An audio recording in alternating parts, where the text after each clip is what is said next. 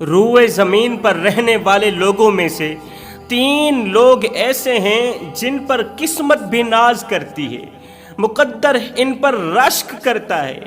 یہ ان خوش قسمت لوگوں میں سے ہیں جو بیٹھے زمین پر ہوتے ہیں، ان کے تذکرے عرش بری پہ ہو رہے ہوتے ہیں۔ رحمت خداوندی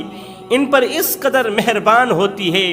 اس قدر مہربان ہوتی ہے کہ ان کی دنیا بھی سنور جاتی ہے، ان کی آخرت بھی سنور جاتی ہے۔ یہی وہ لوگ ہیں جن کے بارے میں اللہ فرماتا ہے فَاذْكُرُونِي أَذْكُرُكُمْ، تم میرا ذکر کرو میں تمہارا ذکر کروں گا۔ تم میرا ذکر گنہگاروں کی صف میں بیٹھ کے کرو گے، جب میں تمہارا ذکر کروں گا گنہگاروں کی صف میں بیٹھ کے نہیں کروں گا بلکہ معصوم فرشتوں کی صف میں بیٹھ کے کروں گا۔ اب ایک طرف یہ 3 خوش قسمت لوگ ہیں جن کی مغفرت کے لیے فرشتے دعائیں کرتے ہیں، دوسری طرف ایسے 3 لوگ بھی ہیں جو ہر وقت اللہ تعالیٰ کے غضب کا نشانہ بنے رہتے ہیں،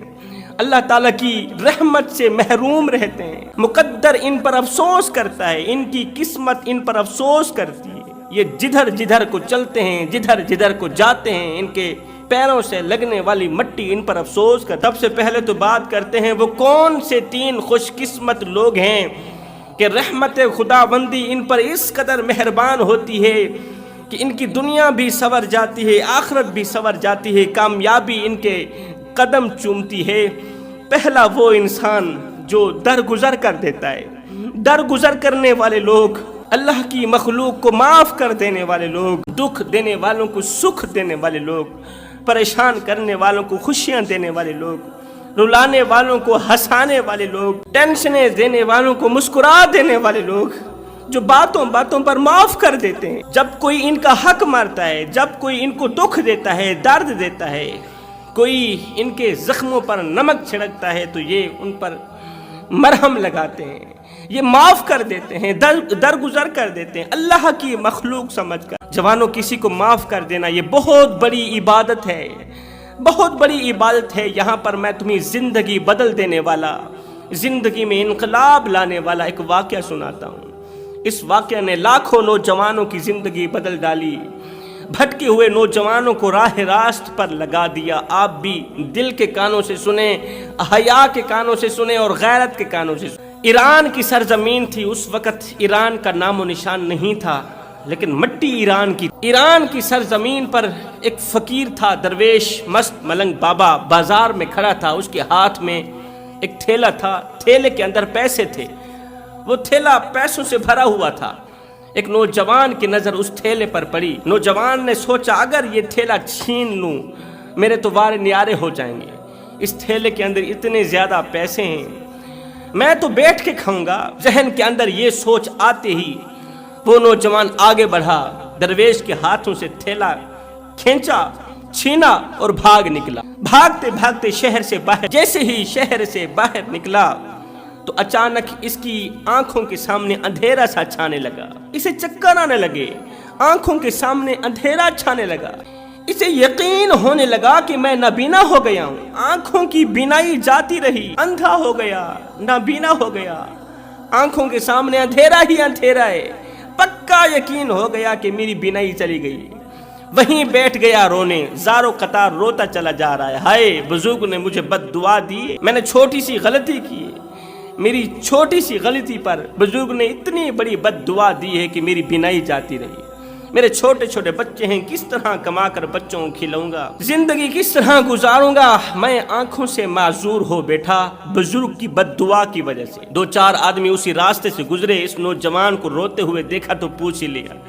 نوجوان آخر کس چیز نے تجھے اس قدر رونے پر مجبور کیا، کس چیز نے تجھے اس قدر چیخنے اور چلانے پر مجبور کیا؟ اس نوجوان نے کہا، نام پوچھو بھائیو، میں نے چھوٹی سی غلطی کی ہے، ایک درویش کا پیسوں سے بھرا تھیلا کھینچا ہے، چھینا ہے، میں نے چوری کی ہے، میری چوری پر مجھے اس قدر بڑی سزا دی گئی ہے، درویش نے مجھے بد دعا دی اور میری آنکھیں بینائی سے محروم ہو بیٹھی، میری آنکھوں سے بینائی جاتی رہی، میری آنکھوں کے سامنے اندھیرا ہی اندھیرا ہے، میں رو رہا ہوں، چیخ رہا ہوں، چلا رہا ہوں۔ اب ان لوگوں نے اس نوجوان کو پکڑا، چلتے ہیں فقیر کے پاس تجھے لے جاتے ہیں جس کا تو نے تھیلا چھینا ہے، پیسے چھینے ہیں، جا کر اس کے آگے فریاد کر، معافی کی بھیک مانگ، معافی کی خیرات مانگ۔ اگر اس نے تجھے معاف کر دیا تو ہو سکتا ہے تیری بینائی واپس آ جائے۔ اب ان لوگوں نے اس نابینا کی مدد کی، اندھے کی مدد کی، اس نوجوان کو اٹھایا، شہر لے گئے، اسی جگہ پر جا پہنچے جہاں پر اس نے بزرگ کا تھیلا چھینا تھا۔ اسی جگہ پر جا پہنچے، دیکھا وہ بزرگ وہیں بیٹھا ہوا تھا، بزرگ وہیں بیٹھا تھا، اللہ کی یاد میں مصروف تھا، اللہ اللہ کرنے میں مصروف تھا۔ تو یہ نابینا نوجوان گیا، بزرگ کے پیروں پر بیٹھ گیا، بزرگو مجھے معاف کر دو، مجھے معاف کر دو، میں نے چھوٹی سی غلطی کی ہے، چھوٹی سی غلطی پر مجھے نہیں پتا تھا کہ اتنی بڑی سزا دی جائے گی کہ میں آنکھوں سے معذور ہو جاؤں گا، میں بینائی سے محروم ہو بیٹھوں گا، میری آنکھوں کے سامنے اندھیرا چھا گیا ہے، مجھے کچھ نظر نہیں آ رہا، میری بینائی جاتی رہی، میں نے آپ کا تھیلا چھینا، چوری کی، خدا را مجھے معاف کر دو، آپ نے اتنی بڑی بد دعا دے دی۔ اللہ والے بھی بھلا بد دعائیں دیتے ہیں، اللہ والے بھی کسی کو اتنی بڑی بد دعائیں دے کر ان کا ستیہ ناش کرتے ہیں۔ میرے چھوٹے چھوٹے بچے ہیں، اب میں کس طرح کماؤں گا، انہیں کھلاؤں گا، فقیر مجھے معاف کر دے، یہ لے اپنا تھیلا۔ فقیر نے کہا او بھائی تو کیا کہہ رہا ہے، میں نے تو اسی وقت تجھے معاف کر دیا تھا جب تو نے میرے ہاتھ سے میرے پیسوں سے بھرا تھیلا مجھ سے چھینا تھا، کھینچا تھا نا، جب تو بھاگ رہا تھا میں نے تو اسی وقت بھی تجھے معاف کر دیا تھا۔ یہ سن کر لوگ حیران رہے، حیرانی کے عالم میں گم سم ہو کر لوگوں نے کہا بابا جی آپ کیا کہہ رہے ہیں، پیسوں سے بھرا تھیلا، اتنا بڑا قیمتی تھیلا چور چوری کر کے بھاگ رہا ہے، تو بجائے اس کے پیچھے بھاگنے کے، تھیلے کو بچانے کے، اپنا حق لینے کے، الٹا تو نے اسے معاف کر دیا۔ کس طرح تو نے معاف کیا، کس وجہ سے معاف کیا، کس سوچ کی بنیاد پر آپ نے معاف کیا؟ تو اس بابا جی کا جو جواب ہے نا وہ دل کے کانوں سے سنے، زندگی بدل دینے والا جواب ہے۔ اس بابا جی نے کہا کہ میرے ذہن میں خیال آیا، میں نے علماء سے سنا ہے، علماء فرماتے ہیں کہ رسول کریم صلی اللہ علیہ وسلم نے فرمایا قیامت کے دن جب تک میرے آخری امتی کا حساب و کتاب کلیئر نہیں ہوگا میں جنت میں داخل نہیں ہوں گا۔ رسول کریم صلی اللہ علیہ وسلم کا فرمان عالی شان ہے کہ قیامت کے دن جب تک میرے آخری امتی کا حساب کتاب کلیئر نہیں ہو جائے گا نا میں انتظار کروں گا، جب آخری جنتی جنت میں جائے گا میں بھی اسی کے ساتھ جنت میں جاؤں گا، جب تک میرے آخری امتی کا حساب و کتاب کلیئر نہیں ہو جائے گا میں جنت میں داخل نہیں ہوں گا، میں انتظار کرتا رہوں گا، ہائے میں انتظار میں رہوں گا، انتظار کرتا رہوں گا۔ بزرگ نے کہا میرے ذہن میں خیال آیا کہ یہ جو چور میرا تھیلا چرا کر بھاگ رہا ہے، میرا تھیلا چھین کر بھاگ رہا ہے، اگر میں نے اسے معاف نہ کیا تو قیامت کے دن اس کا مقدمہ اللہ کی عدالت میں پیش کیا جائے گا،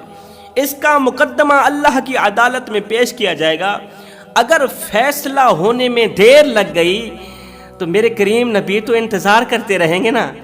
میرے کریم نبی کو اور زیادہ انتظار کرنی پڑ جائے گی۔ اگر فیصلہ ہونے میں دیر لگ گئی تو میرے کریم نبی کو اور زیادہ انتظار کرنا پڑے گا کہ اس کا حساب و کتاب کلیئر ہوگا تو میں جنت میں جاؤں گا۔ بھائی میں نے اسے اس لیے معاف کر دیا، اسی وقت اس لیے معاف کر دیا کہ نہ تو اس کا مقدمہ عدالت میں پیش ہو اور نہ ہی تو میرے کریم نبی کو انتظار کرنا پڑے، نہ تو اس کا مقدمہ عدالت میں پیش ہوگا اللہ کی عدالت میں اور نہ ہی تو میرے سونے نبی کو انتظار کرنا پڑے گا۔ میں کوئی ایسا کام کرنا پسند ہی نہیں کرتا، میرے کام کی وجہ سے میرے سونے نبی کو انتظار کرنا، وہ نبی جو میرے لیے دن رات روتا رہا، دن رات ایک کر کے روتا رہا، میری مغفرت اور میری بخشش کے لیے، میرے مقام کی بلندی کے لیے۔ میرے نبی نے میرے لیے پتھر کھائے، جس نبی نے میرے لیے دکھ برداشت کیے، درد برداشت کیے، 3 دن بھوک کاٹی، 3 دن کی پیاس کاٹی، کس کے لیے؟ میرے لیے۔ رب حبلی امتی، اللہ میری امت کو معاف کر دے۔ ہے جوانو، میرے کریم نبی نے فرمایا تم کافر تھے میں نے تمہیں مسلمان بنایا، تم حیوان تھے میں نے تمہیں انسان بنایا، تم جہنم کی طرف جا رہے تھے میں نے تمہیں جنت کا راستہ دکھایا، تم جہنم میں گر رہے تھے میں نے تمہیں پکڑ کر جنت کا وارث بنا دیا۔ ہے سردیوں کی لمبی راتیں میں مصلی پہ روتا رہا، ساری رات تڑپتا رہا، قیام میں کھڑا رہا یہاں تک کہ میرے قدم سوج گئے۔ فرمایا او نادان، تو سوتا رہا، میں محمد روتا رہا، تو دنیا کے مزے لیتا رہا، میں محمد تیرے لیے تڑپتا رہا، سجدوں پہ سجدے، گریا پہ گریا۔ لیکن رات کا جب وہ وقت آیا جب خدا کی رحمت پہلے آسمان پر اترتی ہے، جب اللہ آواز دیتا ہے، میرے بندے بول کیا بولتا ہے، میرے بندے مانگ کیا مانگتا ہے، فرمایا جب وہ وقت آیا پوری رات سجدے میں نے کیے، پوری رات قیام میں نے کیے، پوری رات رکوع و سجود میں نے کیے، لیکن جب اللہ کی طرف سے کچھ مانگنے کی باری آئی میں نے اپنی بات ہی نہیں کی، میں نے اپنا ذکر ہی نہیں چھیڑا، اپنے خدا سے کچھ مانگتا رہا ہوں تو تمہاری بخشش کے لیے دعا ہی مانگتا رہا ہوں۔ تو پہلی چیز معاف کر دینا۔ معاف کر دینے والے لوگ، درگزر کر دینے والے لوگ، یہ وہ لوگ ہیں جو بیٹھے زمین پر ہوتے ہیں، ان کے تذکرے عرش بری پہ ہو رہے ہوتے ہیں۔ دوسرا عادل حکمران۔ سیدنا علی المرتضیٰ شیر خدا کرم اللہ وجہہ الکریم سے پوچھا گیا، حضرت ہمیں بتایا جائے اچھا حکمران کون ہے اور برا حکمران کون ہے؟ اچھا حکمران کون ہے اور برا حکمران کون ہے؟ جناب سیدنا علی المرتضیٰ شیر خدا نے فرمایا، جو حاکم رات کو اٹھ اٹھ کر قوم کے لیے دعا کرے اور قوم اس کے لیے دعا کرے، یہ دنیا کا اچھا حکمران ہے، یہ عوام کے لیے اچھا حکمران ہے۔ اور جو حاکم قوم کو گالیاں دے، قوم کے لیے برا سوچے اور قوم حاکم کے لیے برا، عوام حکمران